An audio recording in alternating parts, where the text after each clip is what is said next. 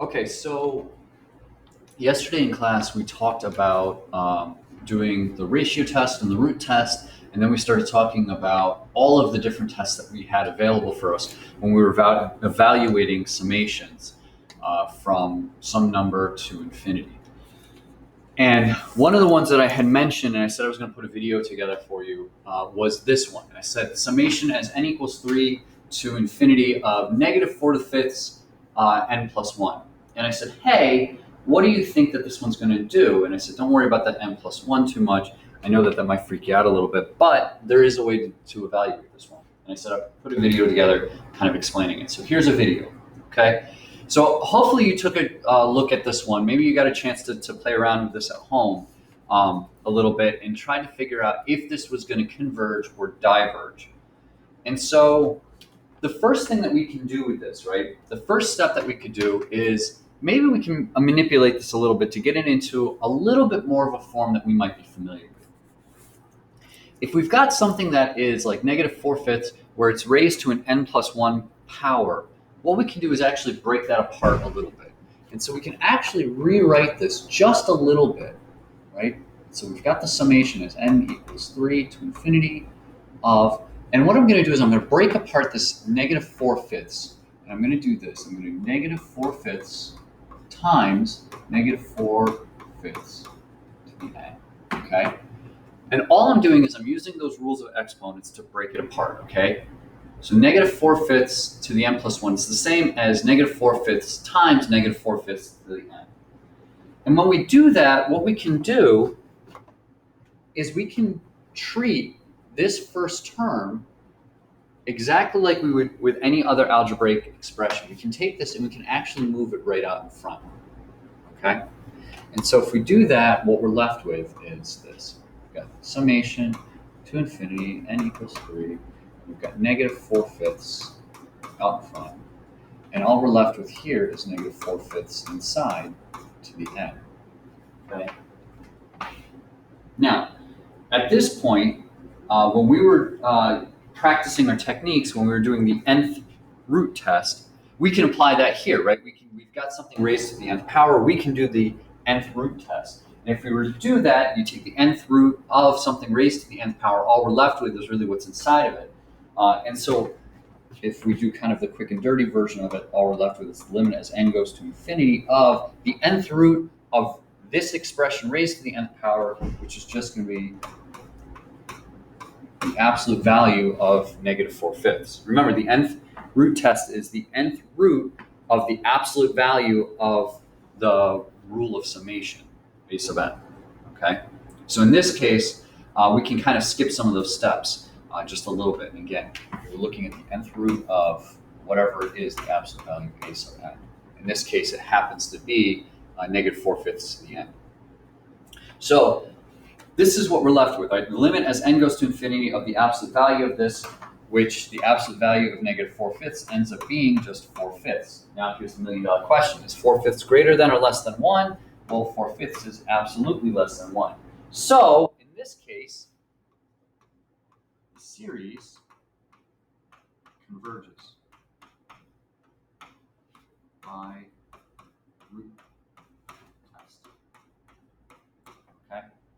So again, by manipulating this just a little bit, the n plus 1 would have messed us up. But because we were able to break it apart and move part of it out, we were able to apply the nth root test, or we were able to apply the root test and take the nth root of this, and then we were able to evaluate this and say, hey, this series converges by the root test.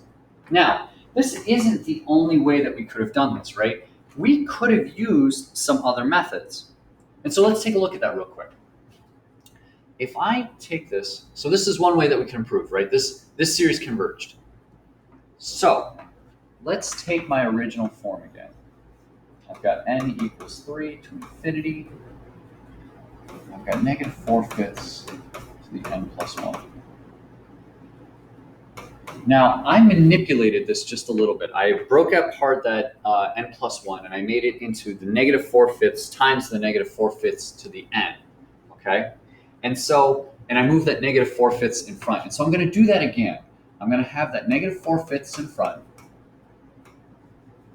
I got the n equals 3 to infinity, and I've got 4/5 negative here to the n, okay? So I've manipulated it back into this form again. And again, this is, if I just back this up a little bit, this is what we did right up here, right here with the yellow arrow, where we took the negative 4/5, we broke it apart, we moved it in front. So this is all I did. I just jumped right back to that step again, okay? Now in this form, we can actually do one more thing with this, right? If you notice, right here, we've got that negative, okay? And with that negative, what we can do with it is we can break it apart just a little bit further. And so that's what I'm going to do. I'm going to take that negative and I'm going to break this apart one step further. And so I'm going to do this. I'm going to do negative 4/5 summation n equals 3 to infinity,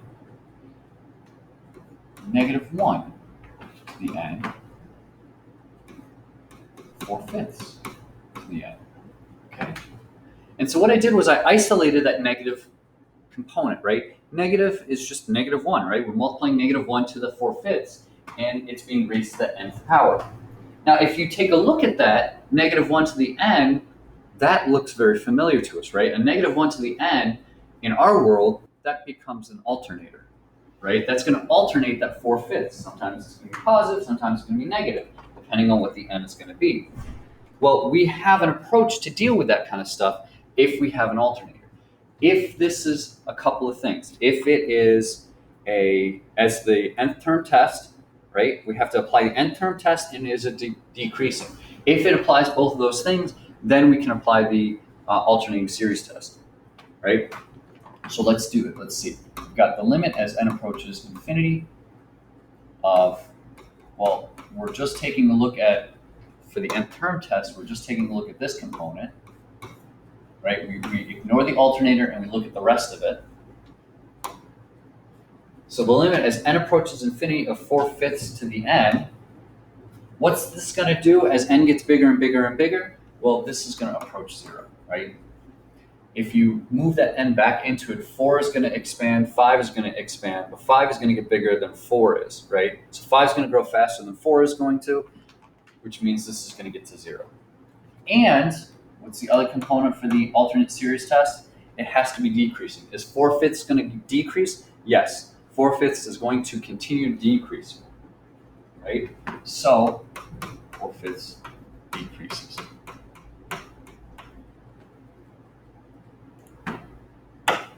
So the series converges by the alternate series test. Okay, so now, if I kind of zoom out a little bit here, we have shown by the root test, hey, we've shown that this series converges. And now we've shown by the alternate series test that the series converges. But wait, there's more, because of course there is. So let's take a look at this one more time, okay? And I'm gonna scroll down just a little bit more. So let's go back to our original, right? I'm gonna take this back to the original again. N equals 3 to infinity, okay? And I've got negative 4/5 to the n plus 1. Okay, so it's, again, this is what we're starting with. If we take a look at that, just looking at that one alone, this looks kind of like something that we've seen before. It kind of looks like a geometric series, doesn't it? In fact, it is a geometric series. If we look at this, we can say, you know what, this is a geometric series. We can manipulate that a little bit and we get it into that geometric series sense, right? And so if we have it as a geometric series, what do we have? Well, we have, the absolute value of r is going to equal the absolute value of negative 4/5. There's my ratio, right? The absolute value of r equals the absolute value of negative 4/5, which in this case, the absolute value of 4/5 is in fact 4/5, which is less than 1, okay? So the series converges by the geometric series test. This is not a surprise to us. We knew that the series was going to converge. We proved it by the root test, and we proved it by the alternating series test. And now we've just proved it again by the geometric series test. But here's the cool thing. Because it's a geometric series, and because we were able to prove that it converges by the geometric series test, not that we couldn't prove it by the other tests as well, but because we can prove it by the geometric series test, there's something else that we can do with it because it's a geometric series. We can prove what it's going to sum to, right? We can get to what this entire series is going to sum to. And we can't do that with the other tests, right? The alternating series test doesn't give us a summation, and the root test doesn't give us a summation, but the geometric series test does. This one does give us what this is going to sum to. And so we can prove and show what this is going to sum to because we have a formula for it, right? The sum is going to equal, well, it's the first term in the series. So what's the first term in this series? Remember, we got to look at where this one starts from. In this particular case, n equals 3. That's where we're starting at. A lot of our series starts at n equals 1, but in this particular case, it starts at n equals 3. So we've got negative 4/5. We start at 3, so 3 plus 1. So this is what it is, negative 4/5. 3 plus 1, that's 4, divided by 1 minus, and what is my r? My r is negative 4/5. And there's my sum. If you want to punch that into a calculator, you're absolutely more than welcome to do so. But by the geometric series test, not only do I know that it converges, I can also give you what the sum of this thing is going to be. And so this particular problem is kind of an interesting one, right? So I'm going to just kind of zoom out a little bit here so you can see all those different options. We have choices at our disposal, okay? And we've learned a couple of different ones here. So in this case, we've got series converges by the root test, series converges by the alternating series test, series converges by the geometric series test, okay? When you're looking at these summations, we've gone over a lot of different tests, and we're going to continue to practice these over the next couple of days. When you're looking at these different series, you have a lot of options at your disposal. And for some of these series, you can use multiple tests to prove them. Maybe you're not comfortable with the root test, but you feel more comfortable with the alternating series test. That's fine. Utilize that for this one. Maybe you're not comfortable with the alternating series test, but the geometric series test is your jam. Use that one instead, okay? Use whichever test makes you feel more comfortable, but make sure that you're confident in being able to use any one of these, okay? There are certain times where only one test is going to be applicable, and there are other times where we're going to be able to utilize some of these. In this particular case, we could have used any one of these tests to prove that the series converged, but the only one that could have given us the sum of the series was the geometric series test, right? That was the only one that could have given us the sum, okay? This is also why it's incredibly important to say which test you use to prove your convergence, okay? If you use the root test or the alternating series test or the geometric series test.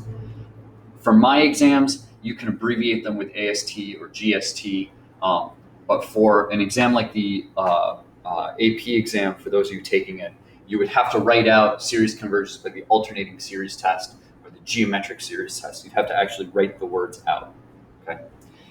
Again, I thought that this was just a very interesting problem, and I thought you guys might find this a little bit fascinating. If you have questions, please, please, please don't hesitate to reach out and ask away. This stuff can be very, very confusing, and it takes a little bit of practice and takes some time to kind of get comfortable with it. So please, please, please don't hesitate to reach out. Okay, I'll see you guys in class.